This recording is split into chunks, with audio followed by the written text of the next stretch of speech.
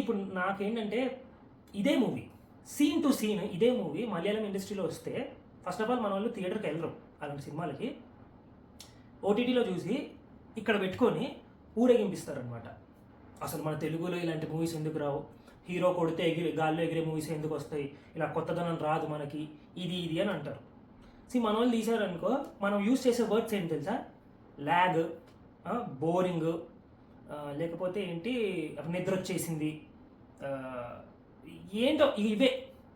అంటే నాకేంటంటే నీకు సినిమా చాలా ఫాస్ట్గా జరిగిపోవాలా, లేకపోతే నువ్వు వెళ్ళింది సినిమా చూడడానికి, ఒక కథ చూడడానికా? కథ ఒక విధంగా చెప్తారు కదా, ప్రతిదీ చక్ చక్ చక్ చక్ చక్ చక్ చక్ చక్ ఎందుకు చెప్తారు? కొన్ని సినిమాలు అలా చెప్తారు, కొన్ని సినిమాలు ఇలా చెప్తారు. నేను మళ్ళీ సినిమా ఎలా చూడాలో చెప్పట్లేదు, బట్ ఇదే cinema scene to scene Malayalam ఇండస్ట్రీలో ఆర్ వేరే ఇండస్ట్రీలో తీస్తే అసలు అబ్సల్యూట్ సినిమా అంటారు. ఇదే సినిమా మన దాంట్లో తీస్తే బోరింగ్ అని, ల్యాగ్ అని ఇలా అంటారు అనమాట. సరే, ఎవరైతే ఏమని అనుకొని నాకైతే విపరీతంగా నచ్చేసింది.